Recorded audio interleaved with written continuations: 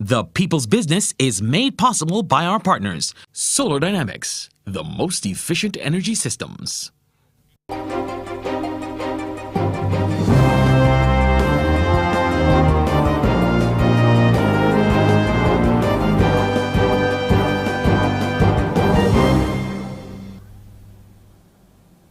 Good night. I'm Shane Seeley and welcome to another edition of The People's Business. I hope everyone had a wonderful and restful Sunday and is looking forward to the May Day bank holiday tomorrow. But it is May 1st, it is Sunday, and we're going to get into another interesting show as we talk about the economy. And our topic tonight, diversifying the economy, an analysis of what's being done. And our special guest joining us to talk about everything that has been happening and that is planned for 2022 to achieve some economic growth during COVID-19 and the pandemic that we're all living in.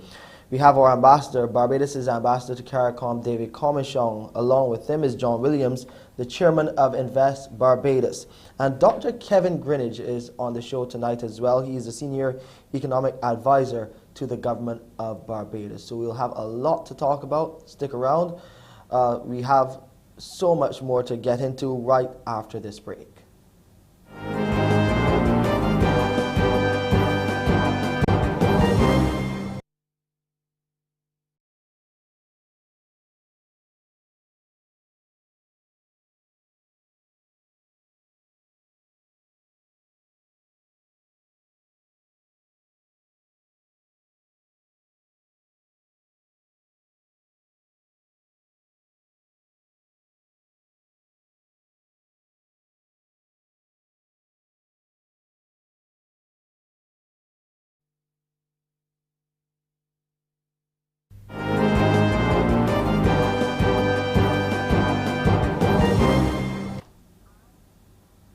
Welcome back to The People's Business, where we focus on diversifying the economy, and we're getting some analysis from our specialists of what's being done. And we have to put this all into perspective. The impact of COVID-19, well, on small economies such as Barbados is really hammered home the need for things to be done differently. We have to change how we do things. And in recent times, we've been hearing of efforts to expand the economy in a number of ways. We've heard about initiatives to set up a cyber embassy, or what you can call a virtual embassy, in the metaverse to reach out to more of our partners in that realm. Also, there is now cooperation on a number of agricultural projects. We know about what is happening with Guyana with the Black Belly Sheep project. We know about our new connections to Suriname as well to boost trade there. And then Prime Minister May01 on a recent visit to Ghana met with the business community to talk about the opportunities that the Caribbean has to offer, or that they can invest in here to make more money and more economic growth for both of us, both in Africa and here in the region. Now, among the areas identified for the cooperation were tourism, medicine, and of course entertainment. And Ms. Motley believes CARICOM, with a combined market of 18 million people, can provide important business investment opportunities. Here's what she had to say. Our mission must be to remove the middle passage, to remove the middleman, and to remove the middle leg. There is no real justification whatsoever for there not being direct trading routes and direct travel routes between Africa and the Caribbean. How do you populate a region for centuries with forcible removal of your families, and then we accept that we must go north again to go on the route that we went directly in bondage to? Defies not just common sense, it undermines the pride that we have in ourselves.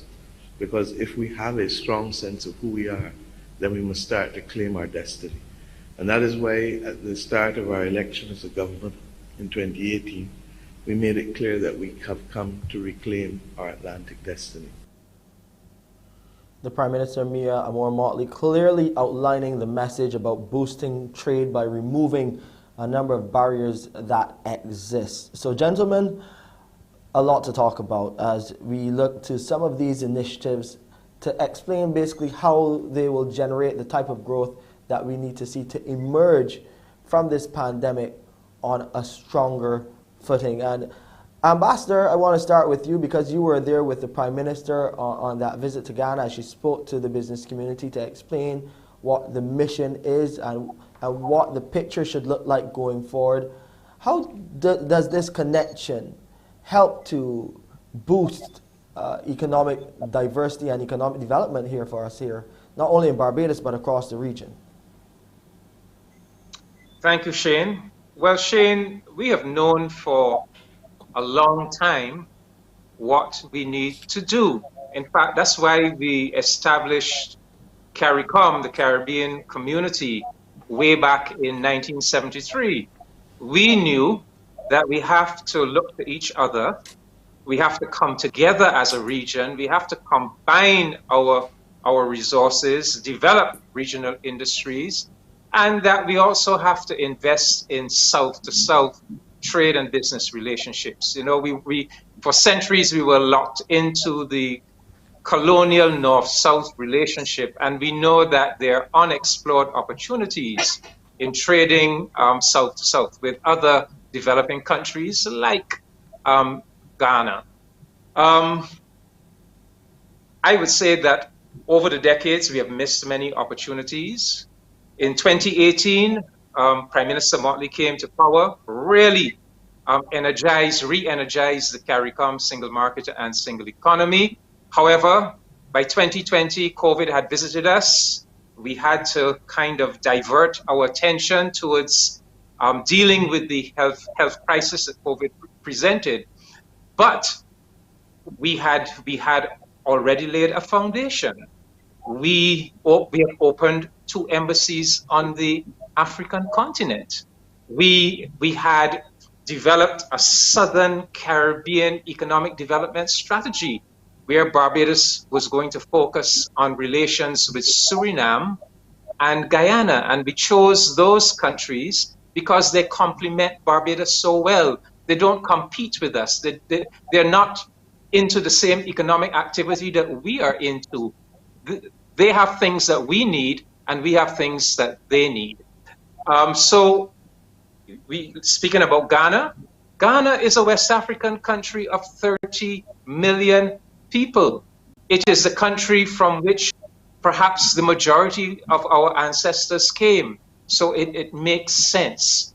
We not only do we have an embassy now in Ghana, but we have a commercial and cultural attaché, Mr. Phil Phillips, and he is helping us to develop the trade linkages. You would have heard about perhaps a week or 10 days ago, where a very substantial shipment of Barbadian products were shipped off to Ghana because Mr. Phillips has been developing the market in Ghana for Barbadian rum, for Barbadian alcoholic beverages, Barbadian sugar, other Barbadian manufacturers. So that is the direction we are going in Shane.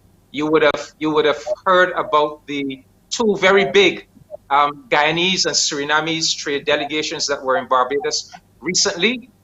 So it's all about building our regional industries, looking to our logical trading partners in the rest of the developing world, particularly in places like Ghana and Kenya and other places in Africa. I guess we could get into it in more detail as the discussion goes along.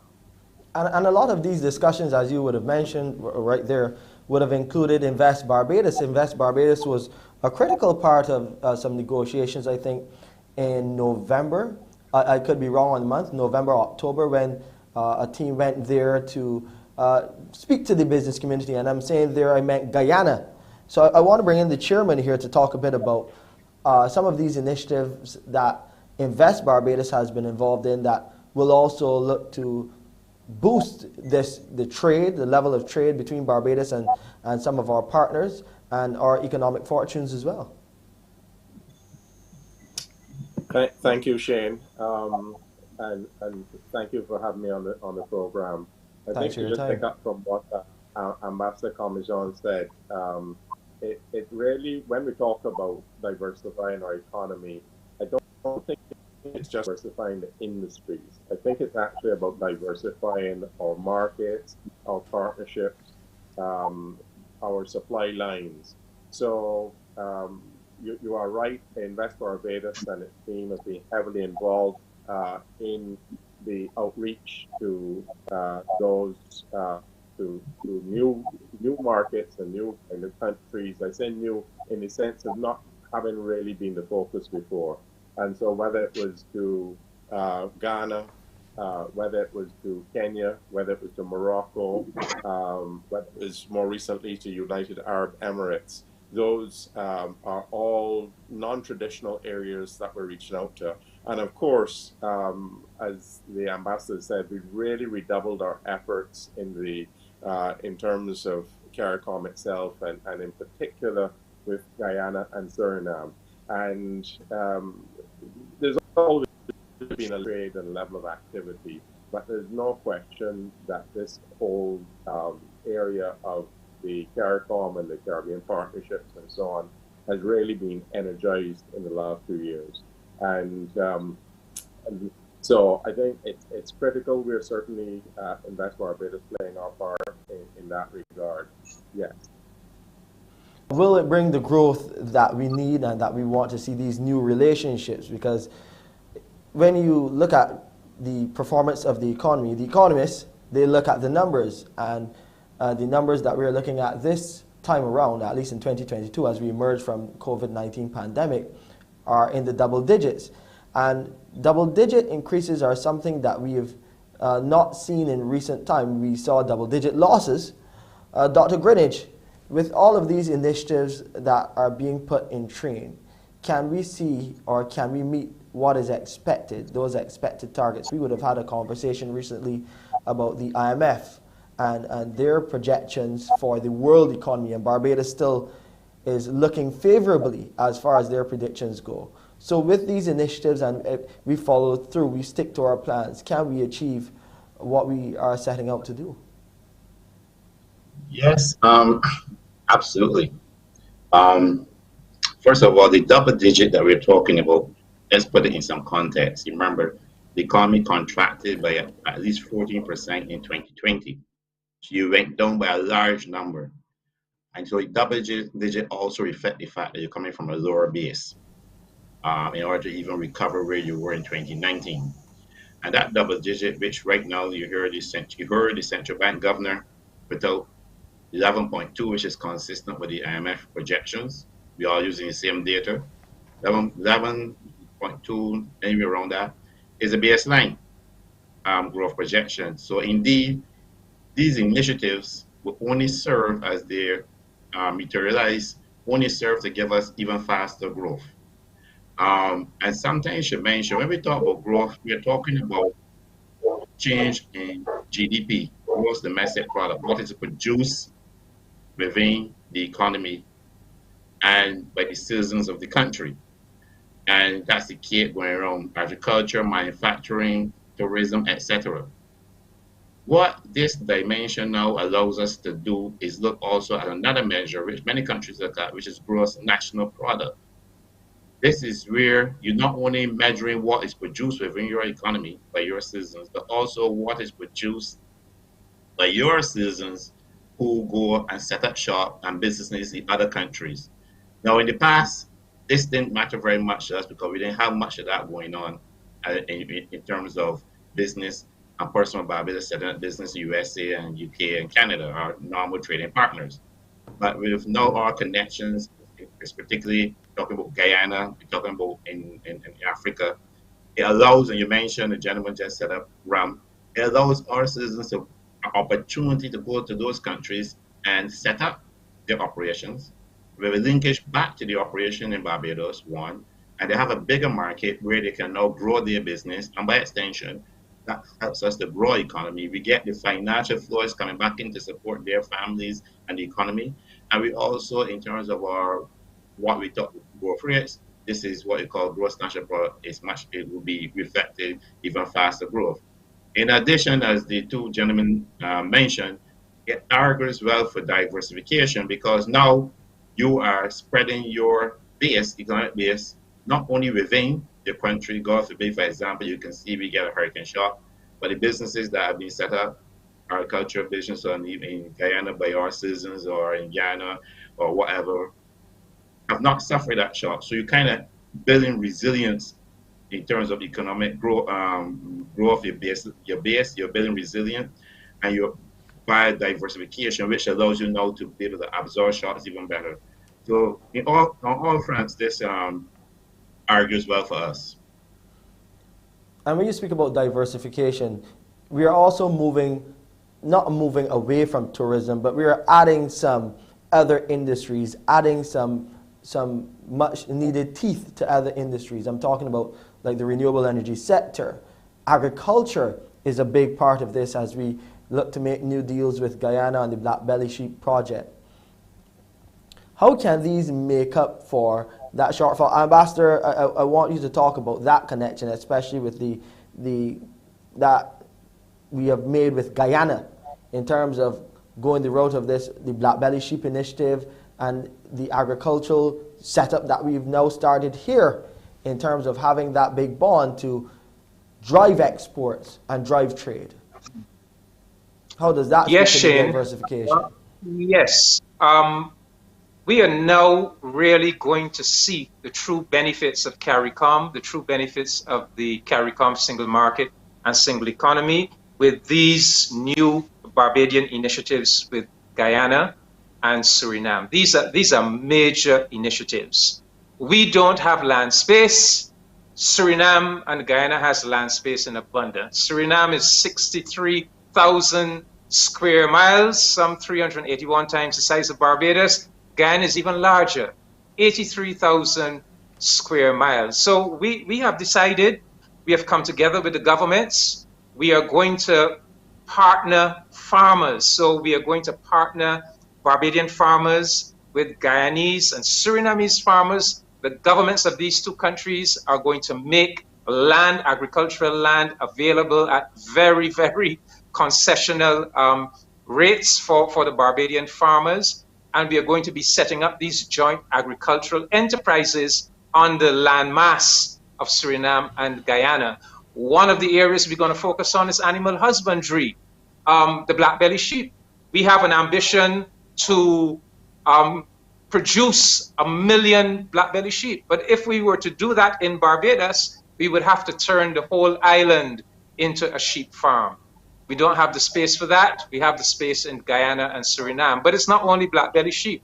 It's also traditional agriculture, you know, all of the traditional agricultural products that we know about. And then, in order to anchor it, we are establishing a food terminal right here in Barbados at Lears, 7 acres of land that we will build out the storage, the refrigeration facilities. We will be then bringing fresh produce from Guyana and from Suriname to Barbados, where there will be wholesale and retail markets, but also the food terminal will be a hub for re-export to other parts of the Caribbean and even further afield.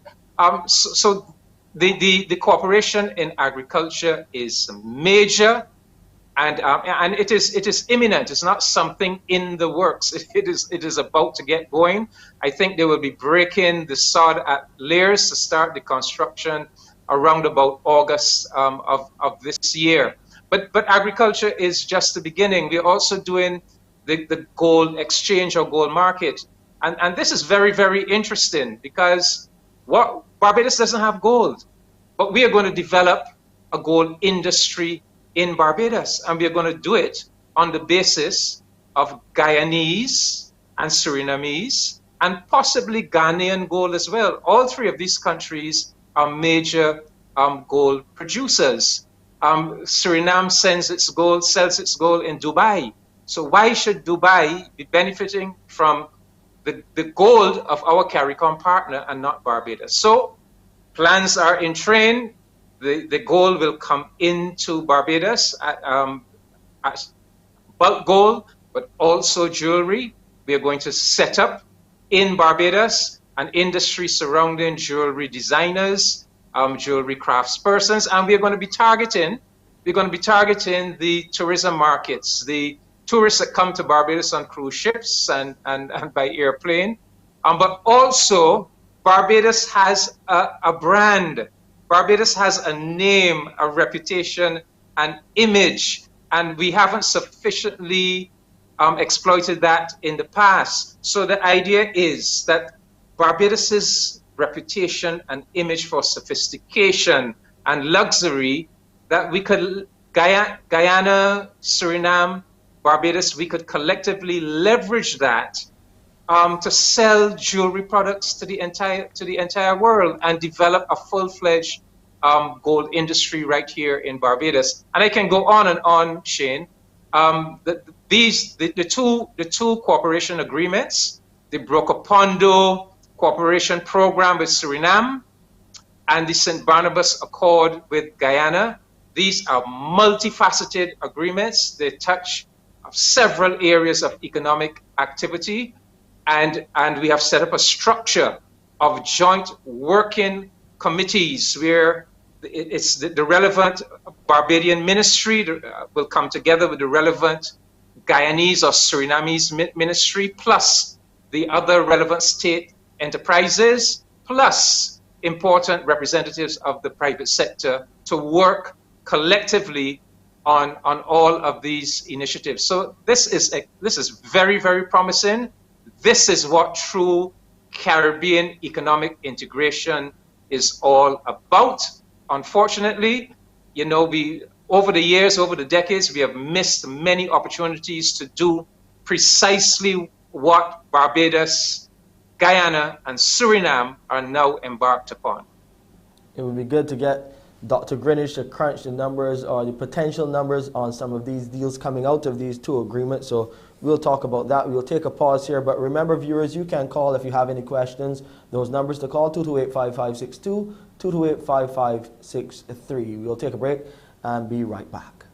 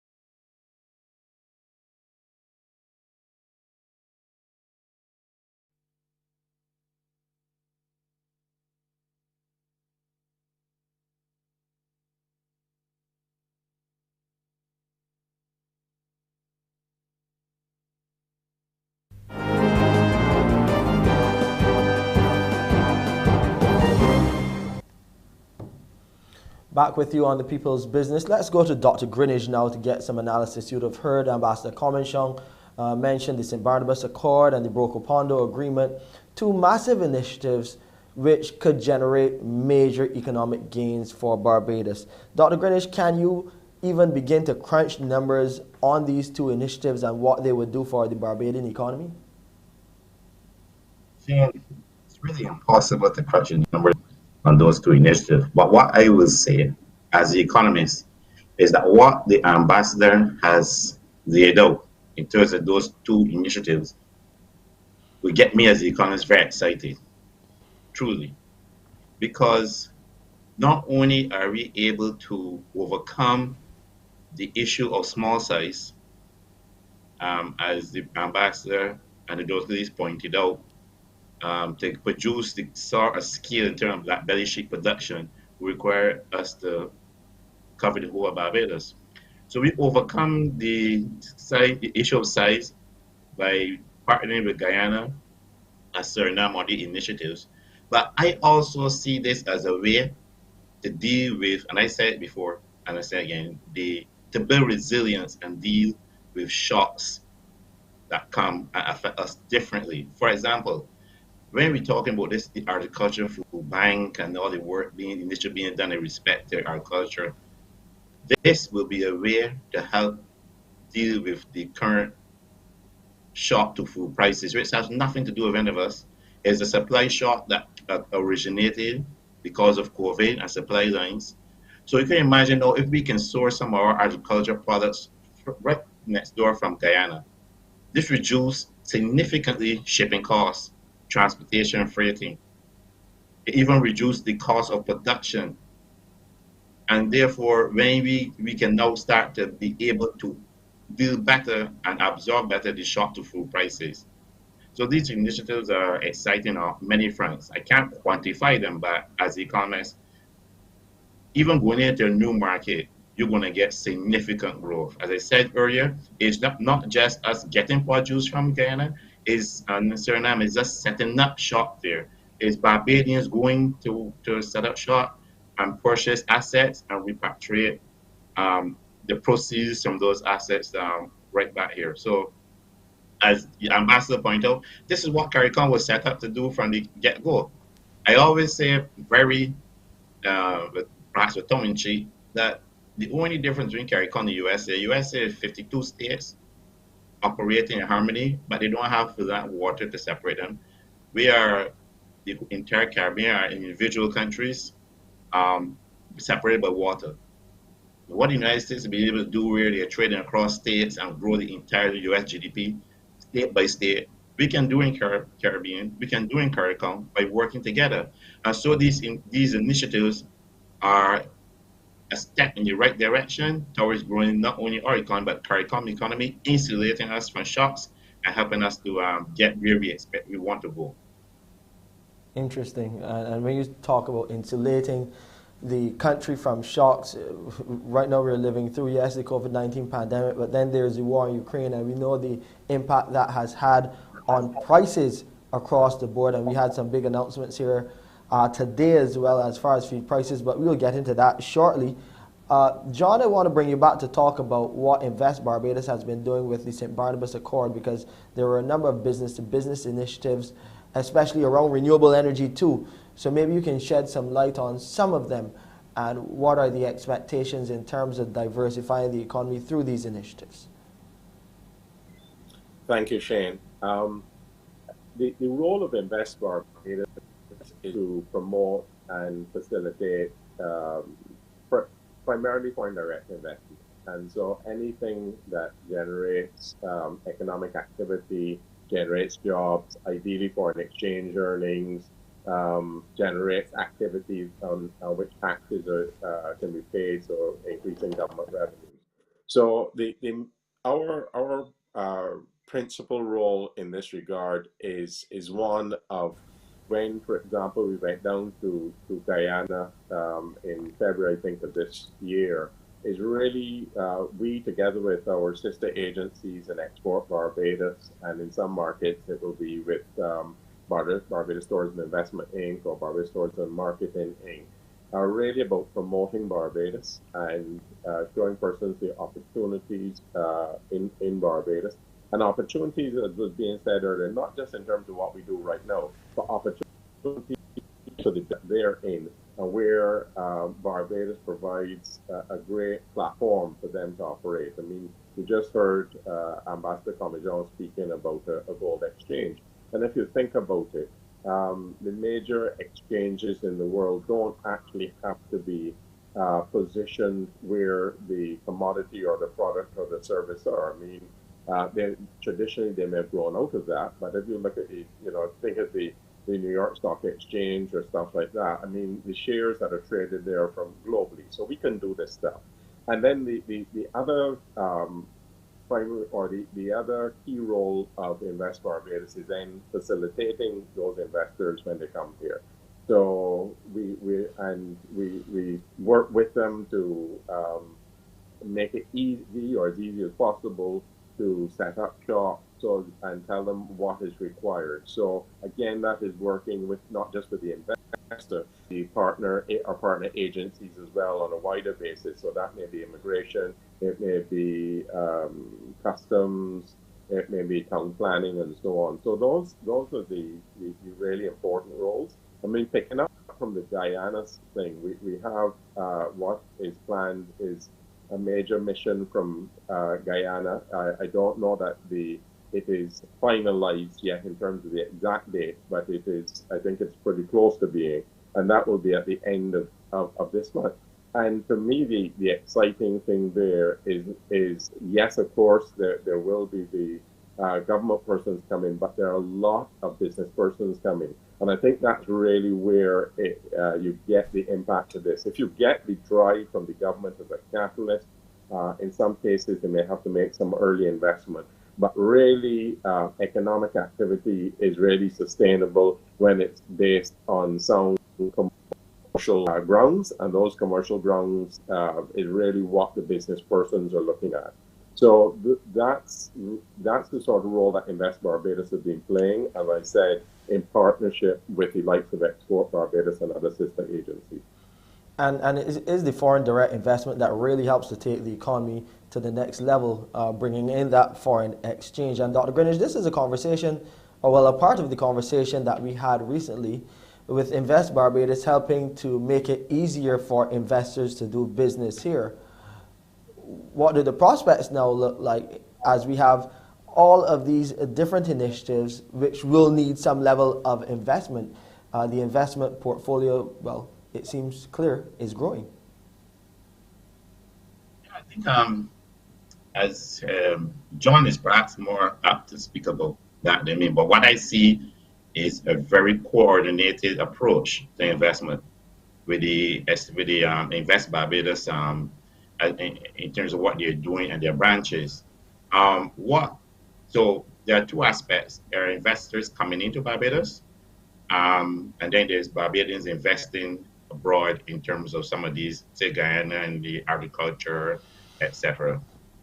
What is required for investors coming into Barbados is to investors look for a stable economy, an economy in which the macro framework, the fiscal framework is stable, government finances look stable and are stable, and in which there's an overall economic plan where they can see the economy growing and they're, by extension, having a return. And I think that's what we have managed to achieve over the last 4 years, basically, even though we had to deal with the COVID impact and the recession in the economy in 2020. But prior to that, in the 2 years prior to that, we were able to stabilize government finances and put them on a steady path. We'll be able to reduce the outflows in terms of debt and fix that, and also the macro framework. So it's working in a very comprehensive, holistic approach. On one hand, is Invest Barbados doing what they can do to get out there, let persons know about the talent in Barbados, what we're offering, and to get investors doing. And then on the other hand, locally, is preparing the groundwork to reduce the application, for example, town country planning, and improve the doing business environment, and at the same time having a stable economic environment, politically also, where investors feel comfortable. It's not just about tax dollars. The investors want to know that any day they can get a return on their investment. So I think in all, we have a very comprehensive structure that allows us to take advantage of these initiatives that Ambassador spoke about and also John highlighted. Okay, we do have a caller on the line. Thanks for calling. Good night. Welcome to the People's Business. What's your question? Hello, good night. Hello, good night. Welcome to the People's Business. Dr. Greenidge mentioned that there must come a time when we'll move from measuring national income away from gross domestic product to gross national product. And his calculation is that down the road, we're going to see Barbadian investors and businessmen invest abroad and then bring back the returns to the local economy, thereby enlarging national income and moving from the narrow gross domestic product to gross national product. I also want to say this, that in light of the proposals to increase trade between Suriname and Barbados and Guyana and Barbados, critically important is going to be the question of transportation. Indeed. And it's one of the questions that needs to be answered, because we're talking about direct transportation here. And when you look at the transportation links, yes, we have easier links with Guyana, but then there are the challenges, the links with Suriname. And then if we're looking to Africa as well, to Ghana and further afield, there's no direct flight to those countries. So how do we build trade and build out this new trade relationship in the absence of these direct air links for now? Because I know that they're possibly in the works. Shane, if I may, but just before answering that question, just to make the point about inward investment to Barbados, you began with that clip of Prime Minister Motley in Accra, speaking to the Accra Business Association. And that is the pitch that she was making to them. A country of 30 million people, a very robust business class. And she was making the pitch to them that Barbados would be a good location for their investment, not only in terms of Barbados in itself, but Barbados is a kind of bridge to Latin America, to North America. So as we develop these relationships with Africa, and we, as I said, we now have the embassies in Ghana and Kenya, that will be part of the relationship, encouraging them to come and invest in business in Barbados and to make Barbados their hub for doing business with the rest of the hemisphere. In terms of transportation, yes, transportation is a problem, and one wonders why was there not forward thinking when CARICOM was established to really prioritize the issue of transportation, both maritime and air transportation. And we had facilities back then that we have lost, that in a sense we have squandered. We had the two ships that were gifted to the Federation by Canada. We had LIAT, and in a sense we have squandered those facilities. Shane, many Barbadians may not know, that Suriname began its existence as a daughter colony of Barbados. Suriname was developed in the 1650s from Barbados. It was a Barbadian colony, and under the then Barbados governor, Lord Willoughby. And Lord Willoughby in the early 1650s would send 3 ships from Barbados to Suriname every week. The ships would leave here. They would take between 2 to 3 days to reach Suriname. They would be carrying men, physical material, ammunition, as they were setting up the colony in Suriname. And then they would return with agricultural produce produced by the Amerindian people on the area of the Suriname River.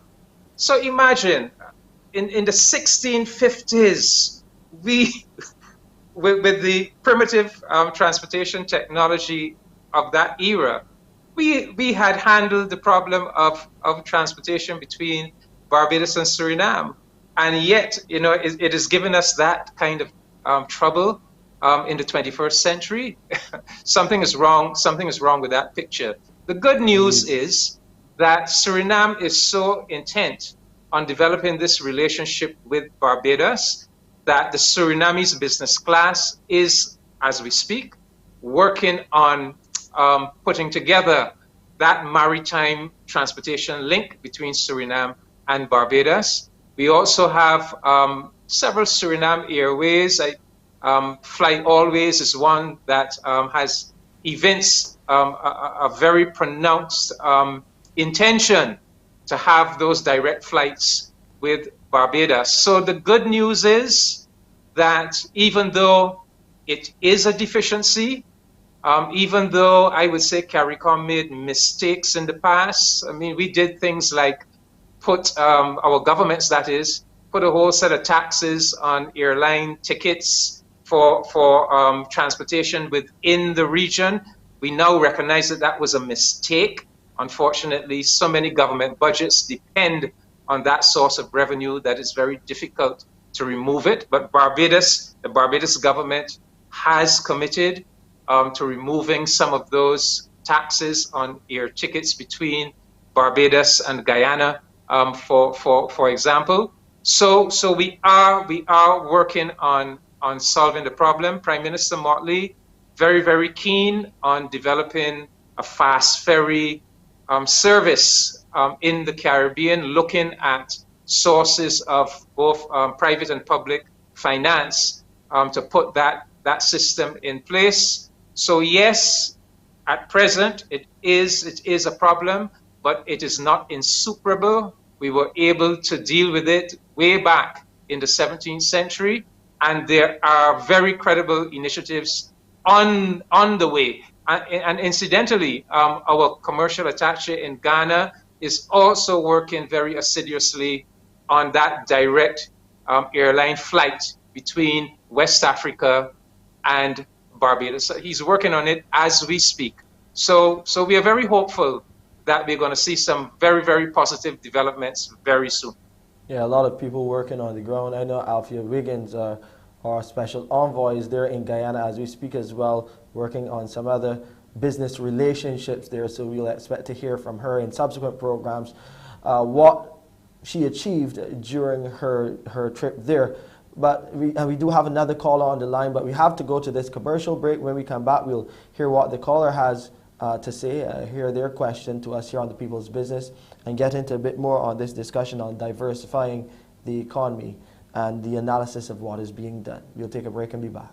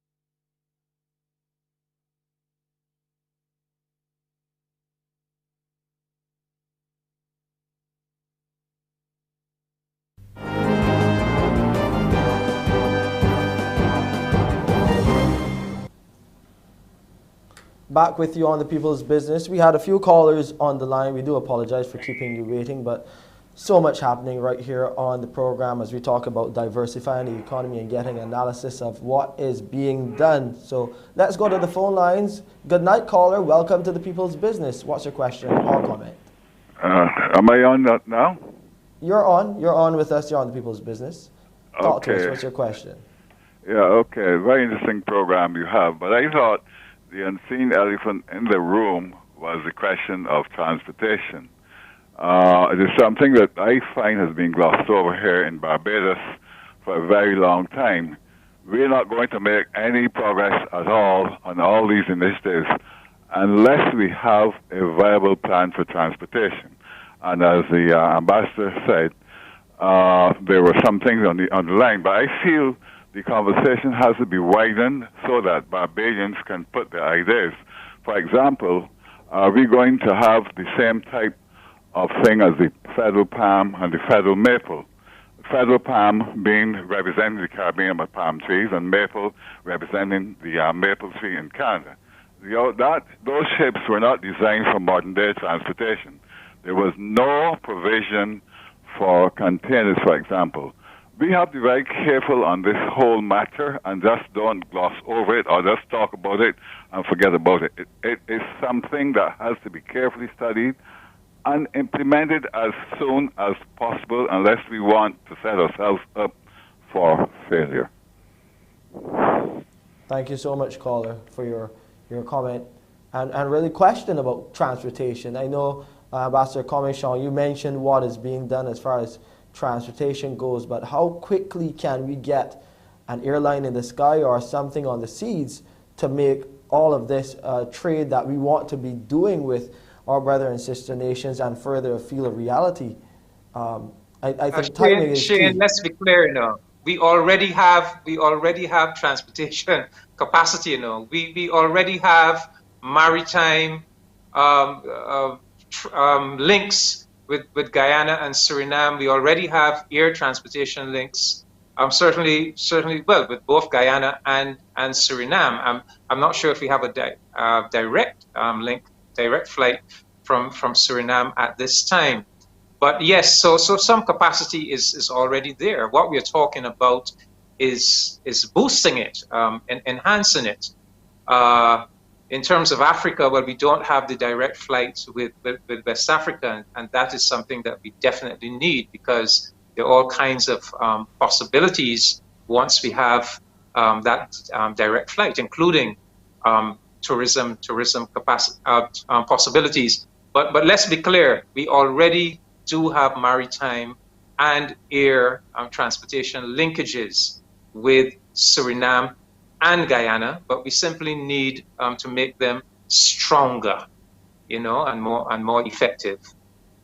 Indeed. We do have another caller on the line. Welcome to the People's Business. Good night. What's your question? Yeah, good night, Shane, to you on the panel. My question is, with the prices rising like the tsunami, what effect will have on the diversity of the economy? Good question. Straight to the point. Dr. Greenidge, it's something that we've been speaking about. I read it in the news. When I saw the increases in the price of fuel, my first thing when I leave here tonight, I'm going to be heading to the gas station, because 29 cents, and you do the maths, when you multiply that, that's a huge jump. We've been seeing these huge increases in the price of fuel. Then add to that these increases in the price of feed. Pinnacle Feeds making that announcement today about how much more, 8% in the region of that. And then when you go down the food chain and know what farmers have to then add on to their produce, the meats that we all, or that most of us eat. What are we seeing? How will this, or can it, or will it affect the plans to diversify the economy? Plans to diversify the economy, I think it will add further urgency, impetus to our efforts to diversify the economy, because, as I said earlier, imagine now if we can get some of our food produce from Guyana, Suriname, as opposed to, but the reason why food prices are high because commodity prices are high. The reason why commodity prices are high is because of the supply constraints occasioned by COVID and now by the war. So these initiatives and efforts to improve and enhance trade among ourselves in CARICOM will only serve to ease those pressures, and therefore this is a reason why I say it. It will only give urgency to our efforts in that direction. What I will also say is that as it relates to fuel, for example, This should really encourage us to move and continue to push towards renewable energies and removing the reliance, our great reliance on fossil fuel.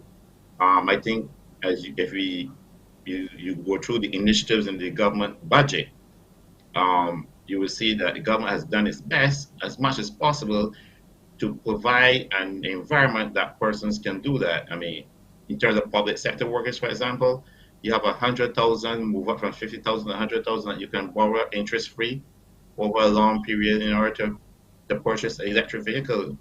I was told the average cost of electric vehicles is 180,000, including a charging station. Now, if you can get electric vehicle, not only is that, not only the government provide it, they also reduce the duties by at least 45% on electric vehicles. They introduce a two-year holiday tax-free excise tax. You don't want to pay no excise tax. You're not going to pay any VAT. And so this means that you should take the opportunity to switch and try to move into renewables. Government also remove the licensing process for putting panels on your roof. So if you can afford, that's not an opportunity. The point is that it allows us, it gives greater emphasis and urgency to us to move our reliance in both of those and directions. And therefore, this is how we have to go. Remember that these shocks, both food and oil, the world all over is facing nothing unique to Barbados or the Caribbean. And they're what we call in economics exogenous shocks. They're nothing originating in what is locally. And therefore, we have governments provide a number of fiscal initiatives which allow us to start to change our behavior patterns. To deal with these shocks, you have to change the behavior patterns, especially on fuel, carpooling, helping each other, pick up the person at the bus stop, different things we used to do back in the day when I was much a younger person. And that's what we do. So taking opportunity, the initiatives have been provided, the incentives are provided in budget. Government cannot absorb fuel prices. What the government did was to cap the VAT that they took from fuel prices when oil prices went back at $75 per barrel. Oil prices now on the roof. So the government has done as much as it can do, in my opinion, in terms of oil fuel prices. We don't have to do that adjustment.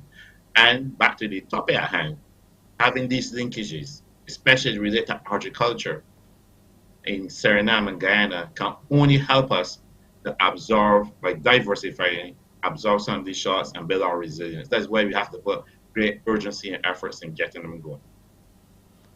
Well, we just hope that Barbadians now play their part and take up some of some of these plans that government put in place and run with them, especially as far as renewable energy at the household and as far as transportation is concerned as well. We'll take a quick pause. We'll be back in a few moments to wrap up the show. We'll get some final comments from all of you gentlemen as we talk about diversifying the economy and get that analysis of what's being done right here on The People's Business.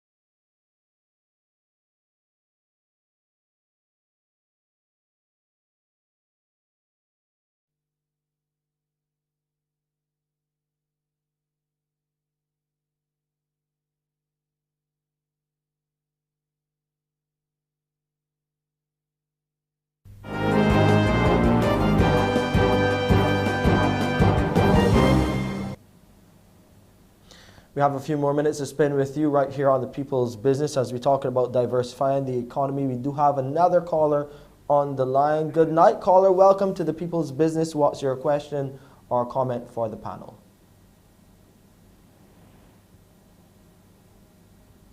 Hello, good evening.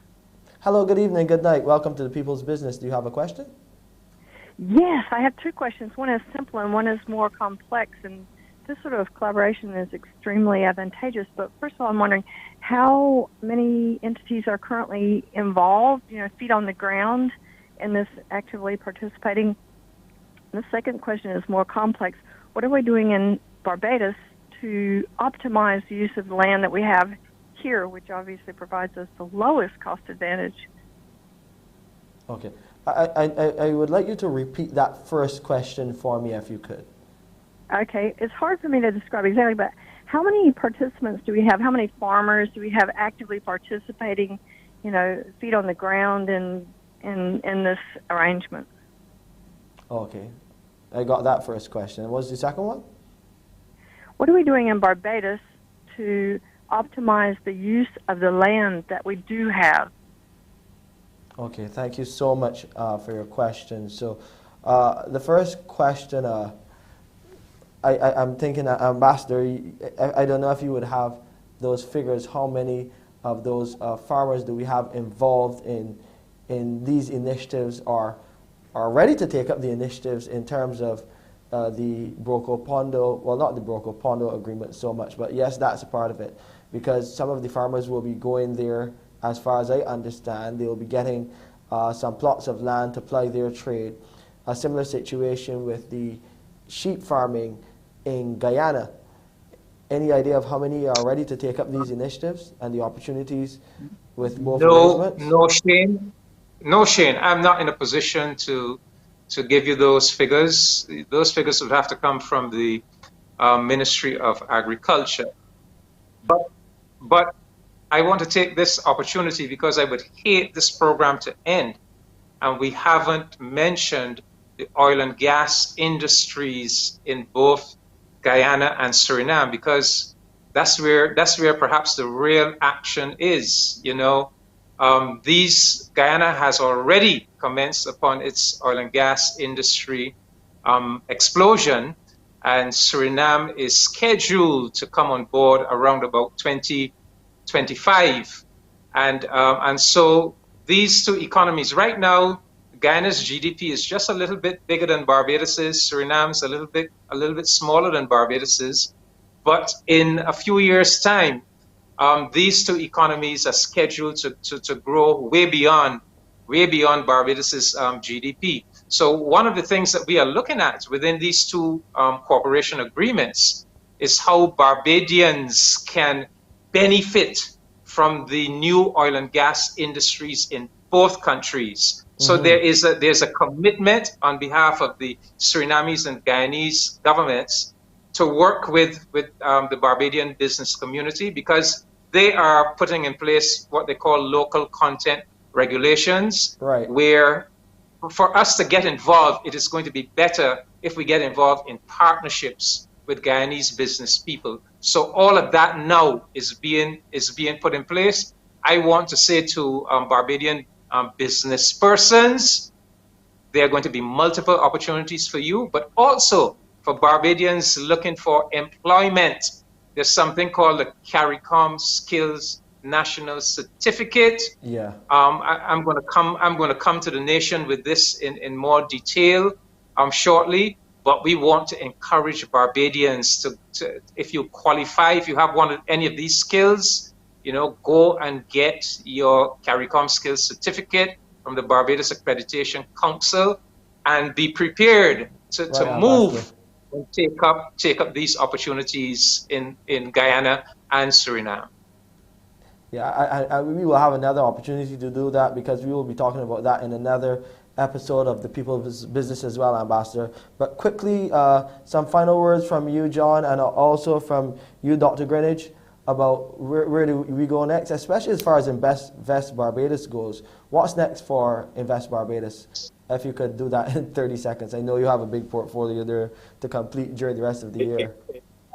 It is continuing. I spoke earlier about what we're doing. It's continuing on that path, and any opportunities that we have, we certainly we pursue them at individual level, not just at sectoral or government level, but we are in contact with the individuals who are interested. I think just to touch on the point of it's not as going to solve the problem kind of next week or next month or so on, but part of diversification of our economy has to be moving up the value-added chain as well. And therefore, when we move our income per person from maybe around the 15, and Kevin would know this better than me, 15,000 per head per person, and we move up the value chain and we're at 25 or 30,000, then those shops in terms of basic food stuff and so on have less of an earnings or more.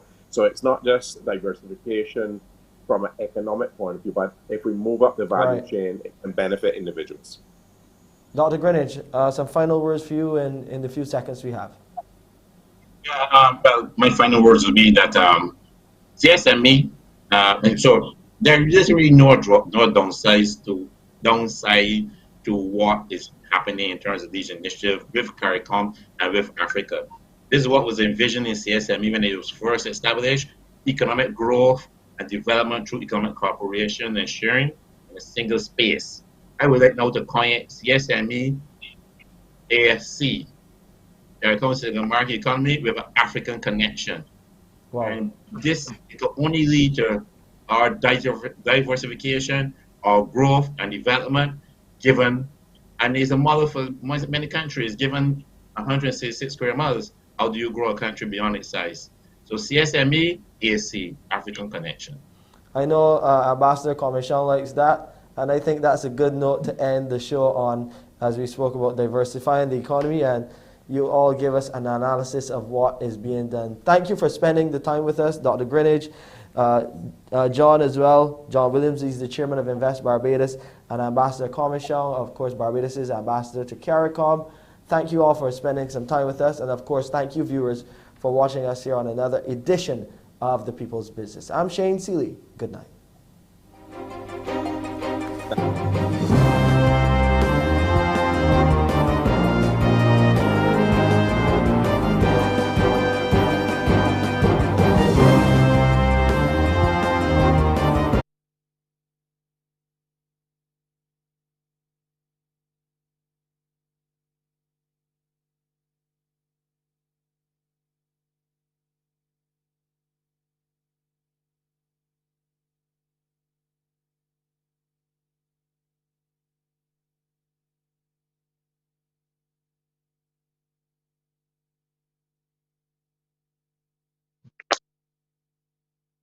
I said it seemed like it was a good program.